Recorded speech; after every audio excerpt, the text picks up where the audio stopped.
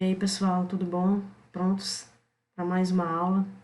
Bom, essa aula de hoje eu vou explicar, né, o material que eu enviei para vocês na aula passada, ok? Então, espero que você tenha feito uma lida nesse material, tenha aplicado aqueles códigos, né, no seu celular. Eu deixei a dica bem no início das nossas aulas online, que é possível você programar utilizando o celular. Dei uma dica de aplicativos para Python, para Android, para iOS, ok? E você conseguir programar aí os códigos que aparecem nesse material para você até entender melhor aqueles códigos e o conteúdo da nossa aula.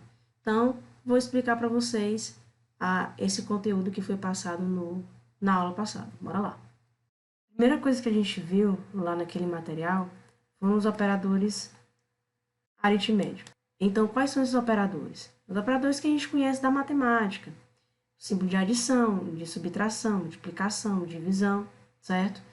O mais para adição, o menos para subtração. A multiplicação, ela é o asterisco, certo?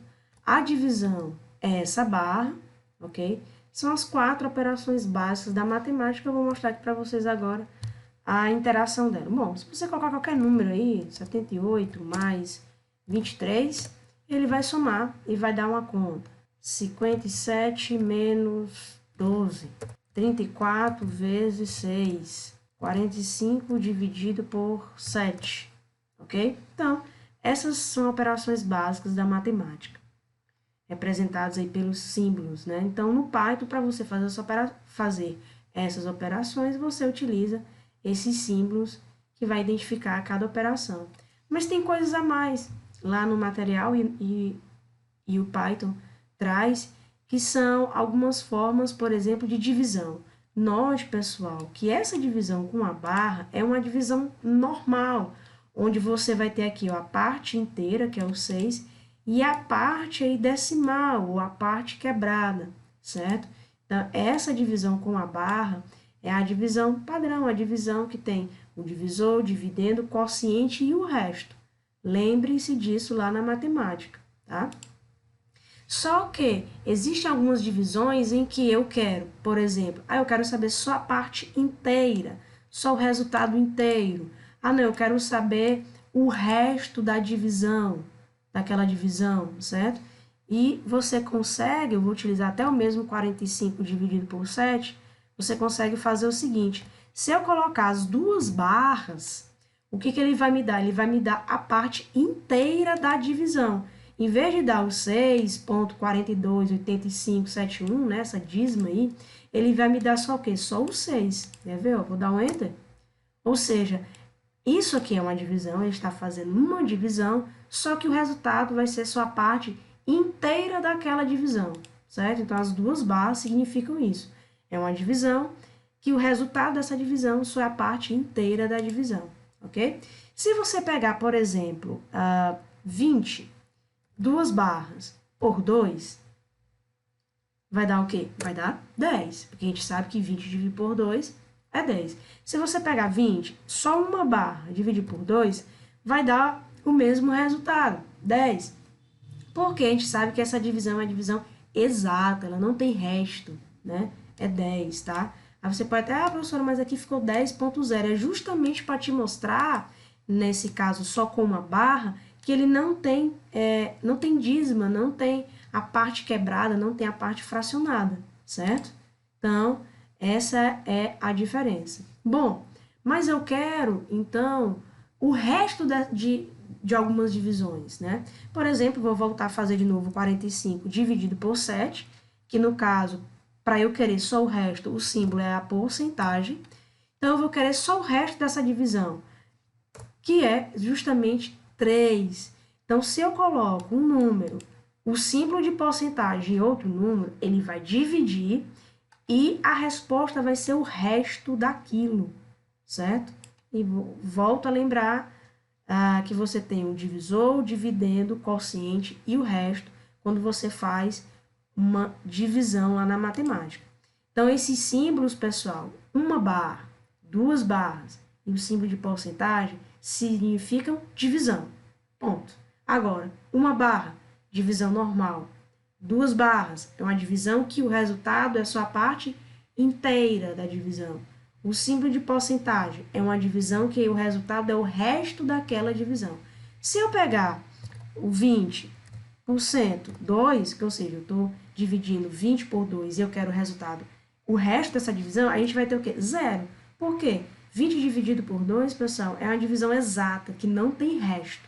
Por isso que ele deu aí o 0, ok? Então, é isso.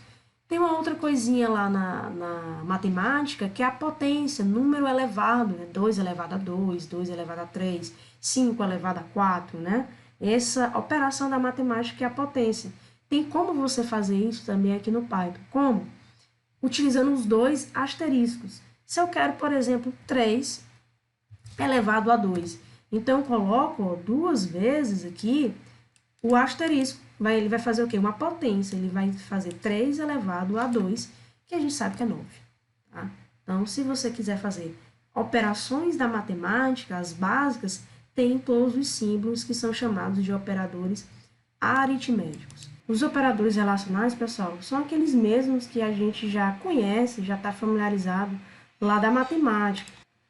No material de vocês, pessoal, consta que o símbolo de diferente dentro do Python é assim, né? Os 2 sinais de maior e menor que um virado para o outro, tá? Corrijam isso aí, tá bom? Não foi um erro, certo? O símbolo, né, de diferente no Python é o sinal de exclamação com o igual do lado, tá?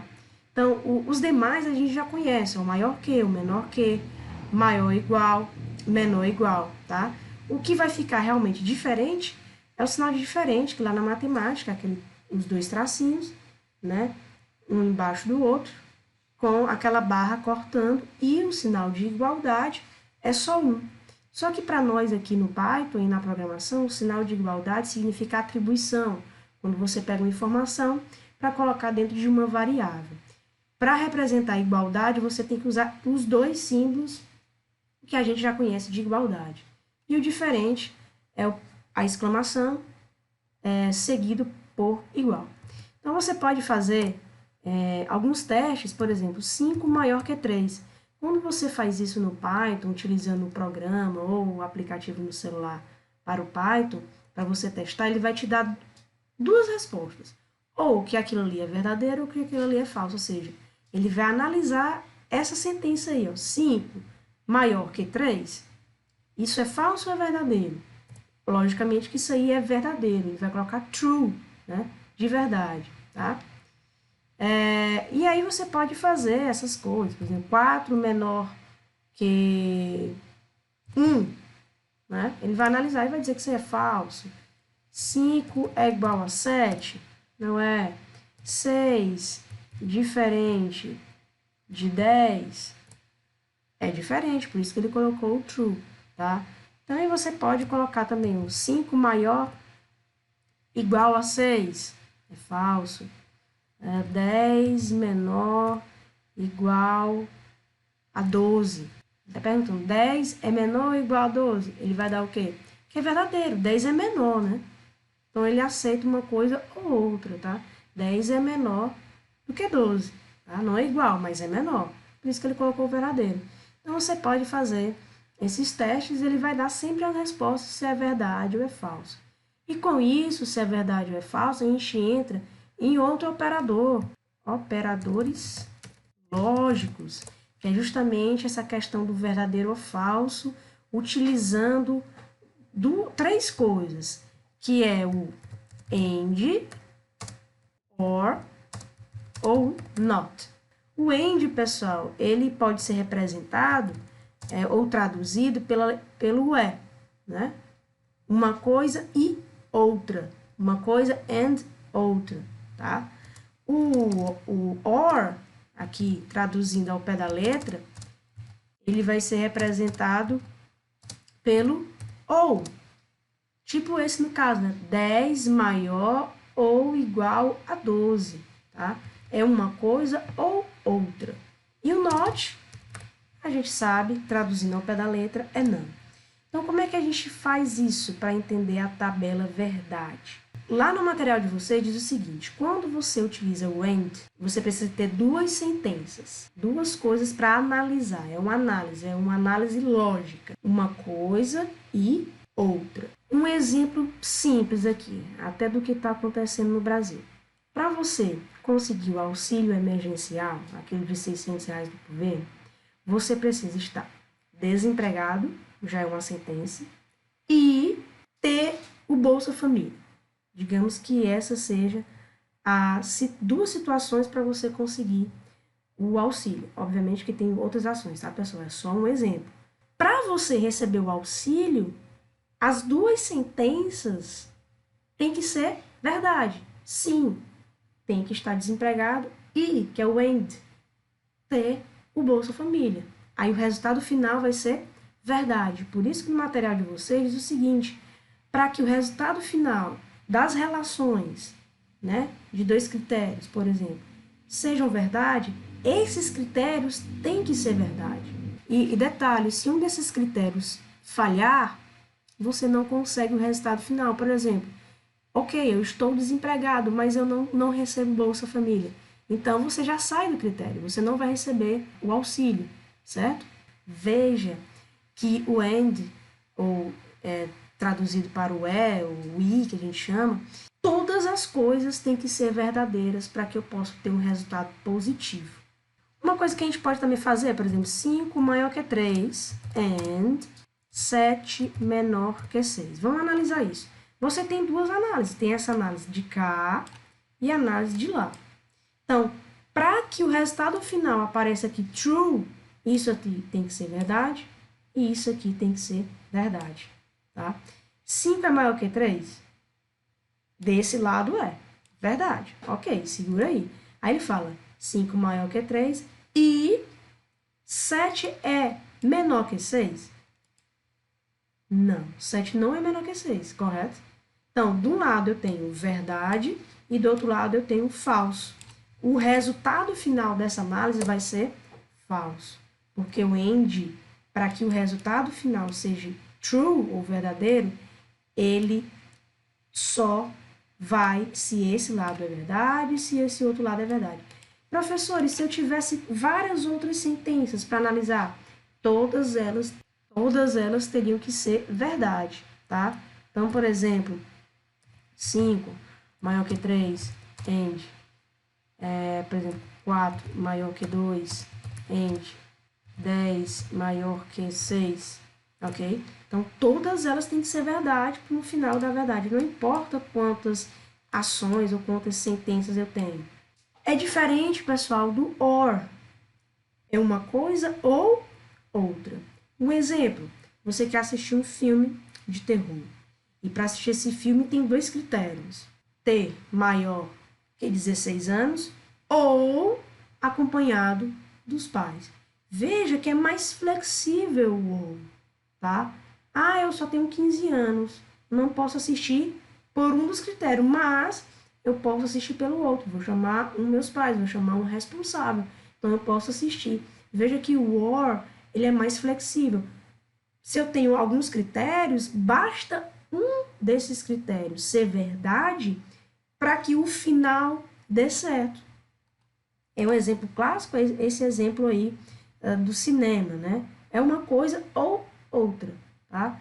Então, se você olhar no material, lá na tabela verdade, quando você tem o or, eu posso até ter coisas falsas para dar a verdade. Por exemplo, eu vou usar esse mesmo quesito aqui, ó, 5 maior que 3, or, né, ou 7 menor que 6.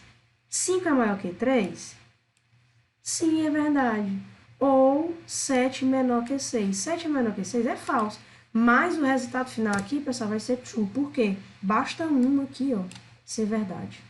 Então, testem isso aqui nos códigos de vocês, para você entender melhor a tabela verdade, tá? Lá na matéria de arquitetura de computadores, vocês vão precisar dessa ideia da tabela verdade, para entender umas situações que acontecem lá. Então, o professor que for dessa matéria de arquitetura de computadores, ele vai falar um pouco disso aqui e talvez fique mais claro. Mas é interessante a gente ver isso aqui, porque lá na frente, pessoal, também a gente vai precisar disso para fazer alguns programinhos mais robustos, né, maiores, mais interessantes em relação a alguma coisa. E o not é o não, ou seja, o que é verdade ele vai transformar em falso e o que é em falso ele vai transformar em verdade, converter de uma coisa para outra. É como se fosse assim, não escuro é o claro, não claro é escuro, não frio é o quente, não quente é frio. Se você colocar assim, not true, ele vai dizer que é falso, ou seja, sempre o inverso, né? Sempre o contrário. Então o not ele faz isso, ele inverte as coisas, tá?